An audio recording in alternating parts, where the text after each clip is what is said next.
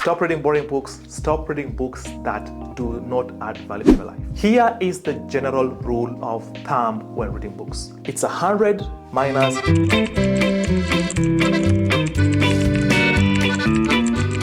With me here are these sticky notes. In these sticky notes, I have written down 5 different ways that will help you to start reading books. So many people want to start reading books. So many people are interested in reading books. There's a lot of benefits from reading books, like reading books gives you clarity of thought and clarity in your conversation and even in persuading people to understand what you're trying to say. Besides that, there are other benefits of reading books. But if there's one thing that people struggle with is getting the time to read books. Talking of clarity, I learned this from Alex Hormozi, who said, I think Alex Hormozi also learned this from somebody else, who said that fear comes from lack of clarity. When you have clarity in that thing which you fear, there's almost no fear. And even if you feel the fear, you'll be more confident in approaching whatever obstacle is before you. Today, I just want to give you 5 simple ways you can put right now, today, in your life to help you read more book this year, 2026.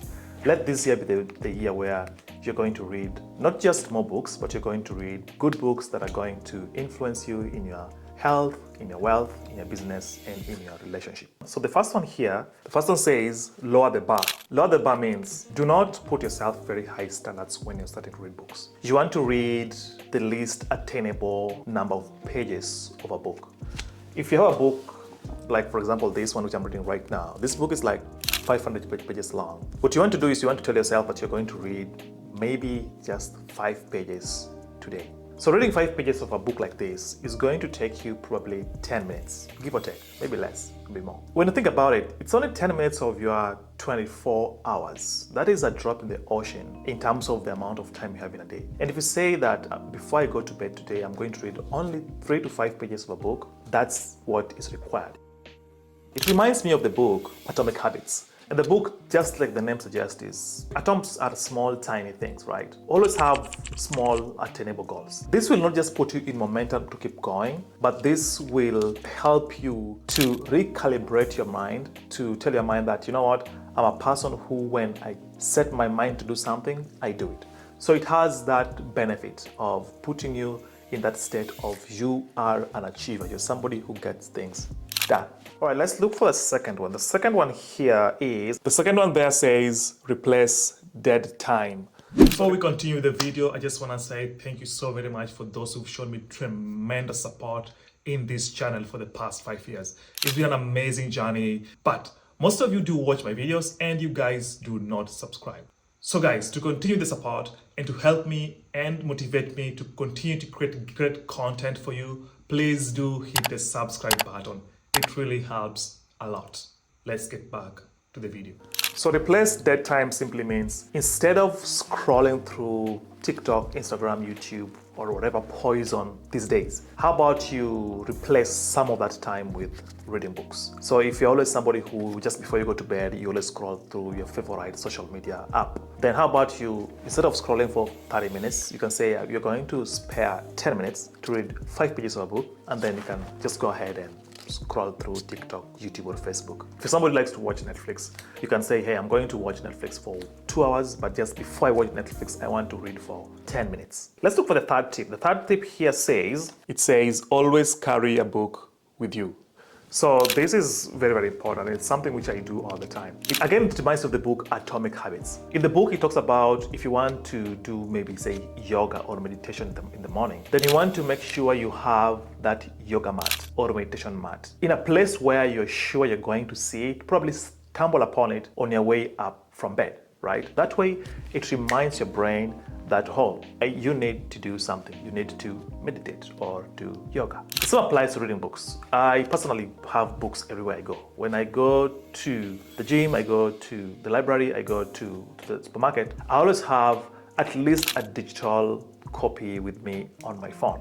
And I'll say you should try the same thing. I have hard copy books everywhere in my house. Some of them are even in my bathroom, some of them are in my living room, some of them are here in my study. This way, it just keeps reminding your brain, your subconscious brain, like you are a reader. You're somebody who reads books, and here's a book you should read. So just having that book around you makes it easy for you to pick up the book and read it. Imagine when you didn't have the book around you in the first place. So you've just made that thing one step more difficult. So Atomic Habits, again, James Clear says, make it one step easy to do. When I began reading, I was reading a lot of digital books. Right now, there are so many plenty websites out there where you can download free digital books. With all due respect to the authors, you also want to sometimes buy hard copy books just to support these authors who do a lot of research and spend a lot of time and energy to write. But if you can't afford physical books, or if you can't afford digital books via Amazon Kindle, then you can just download the free digital books online and start there. By the way, huge difference between reading a hard copy physical book in your hand and reading a digital book in your phone. There's a difference in terms of how you feel, in terms of how much you counter-argue with the author, in terms of general retention of the information in the book. So these days, I'm more inclined towards reading physical books just because I like holding it in my hand. When I have a physical book, I just feel like I'm more engaged and more interactive with the author than a digital book. All right, so the fourth one here is on only interesting books. So that means only try to read interesting books. Don't read books which are boring. There's some books out there you read, total, complete waste of your time. So what do I mean by interesting books? Now, if you're somebody who reads non-fiction books like me, there's so many non-fiction books, millions of non-fiction books written across different fields and dimensions that you can think about. I read far and wide. I read history, I read psychology, I read philosophy, I read marriage. I read it all. I read so many non-fiction books. Here's the thing, guys. Because there's so many books to be read, you don't want to waste your time reading books that doesn't add value to your life. There's just so many books. So stop wasting time reading a book which,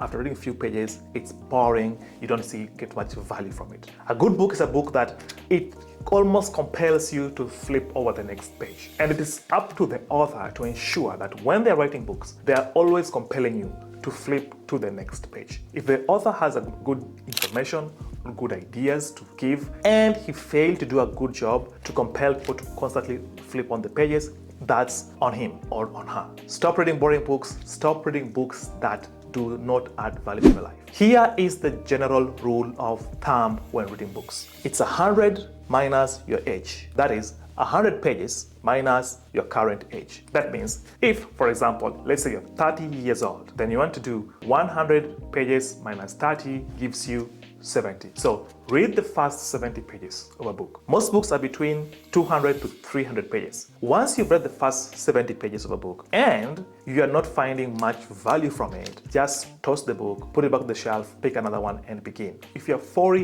years old, then it's 100 minus 40, you do the first 60 pages. That actually means that the older you get, the more you want to get rid of bad books quick. I bought this book here, for example. It's called Dominion. It just talks about how the Christian religion took over the world and influenced so many of our institutions, our norms, and societies in general. It's a very good idea, actually, if you think about it, because Christianity has indeed influenced so many aspects of our life. But I felt like the author was so technical. I read like 20, 30 pages of the book.